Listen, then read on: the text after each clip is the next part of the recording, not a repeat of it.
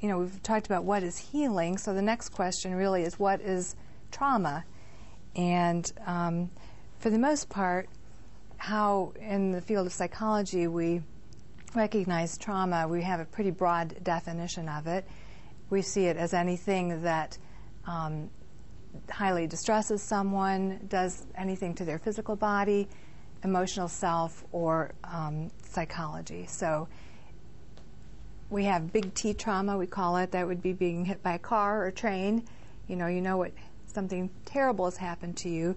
Or what we call little T trauma, where you can have accumulation of smaller events that can build up in the neurology and cause problems for you. So when Grant was exploring all of these states and trying to get in them, one of the exciting things that happened is that he realized that when we heal with our consciousness on this deep level, and we use regression, which just means putting ourselves back in time.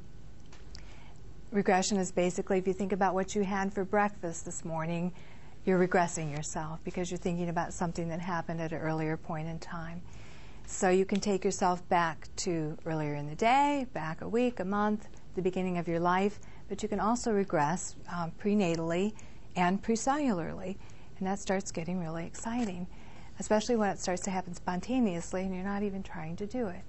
And after a number of people spent a lot of time regressing to a prenatal state, they started to be able to categorize the prenatal stages of development, what they felt like, and also what they saw happening during those stages of development. And this is going to create maybe a stretch of your brain, and at first your brain might even want to discard this information because it's going to seem kind of phenomenal. But what Grant discovered, when they really mapped these stages of prenatal development, a lot was known about birth, and a lot of people, Groff and Janoff, knew that birth was a major point of trauma in people's lives. But when people started to be able to regress prenatally and actually map out the major developmental stages, it would be like conception, implantation, first contraction. There's stages that happen even earlier with just the egg and on one side and the sperm on the other, and we call those very early stages coalescence.